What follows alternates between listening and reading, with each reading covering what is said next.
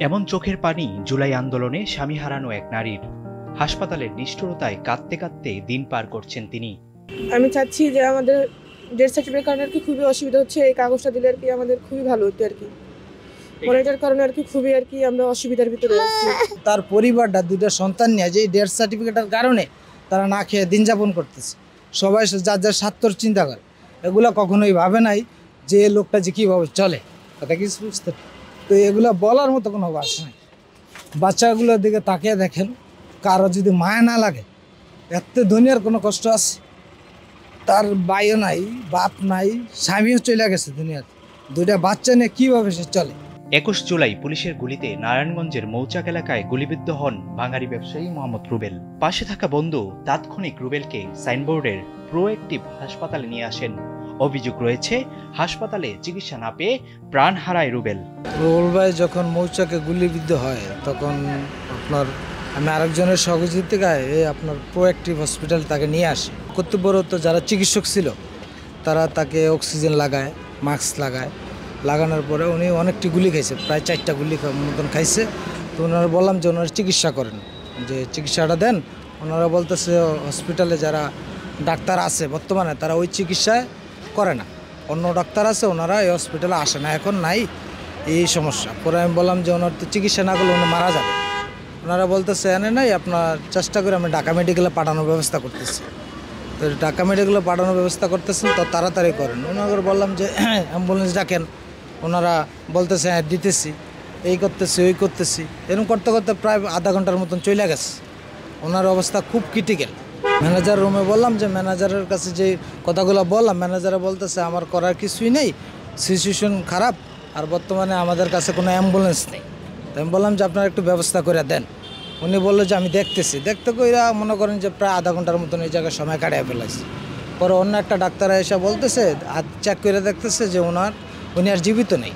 রুবেলের মৃত্যুর পর পরিস্থিতি বিবেচনায় মরদেহ গ্রামের বাড়িতে নেওয়ার সিদ্ধান্ত নেয় পরিবার। সে সময় পুলিশি ঝামেলা এড়াতে হাসপাতাল কর্তৃপক্ষের কাছে মৃত্যু সনদ চাইলে না দিয়ে গড়িমসি করেন তারা। মারা যেতে গেছে, আমরা ঢাকা মেডিকেল নেব কেন?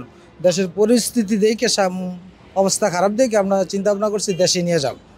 পরে আমরা আমাদের নিজস্ব লোকের মাধ্যমে অ্যাম্বুলেন্স ভাড়া করলাম, কইরে আপনার ওই অ্যাম্বুলেন্স দিয়ে দেশে নিয়ে গেলাম। পরে আমি যাওয়ার আগে দিয়ে বললাম যে আপনারা যে যাবো, যে আমাদের একটা ডেথ সার্টিফিকেট বা একটা যে কোনো কাগজ দেন, ডকুমেন্ট দেন, ওগুলা পুলিশের যে অবস্থা ওই সমস্যা করতে পারে। ওনারা বলে যে দিচ্ছি, এরকম করে প্রায় অনেকক্ষণ ঘুরে দিয়েছে।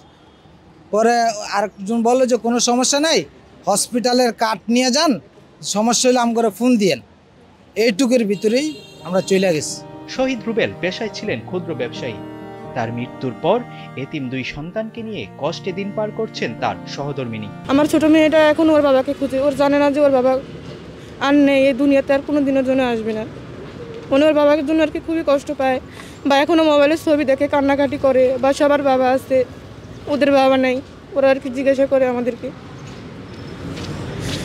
যদি সঠিক টাইমে যদি চিকিৎসা করতো তাহলে আমার হাজবেন্ড আজকে বাঁচতো, বা আমার সন্তানগুলো আজকে এত কষ্ট বাবা করতো না আর কি।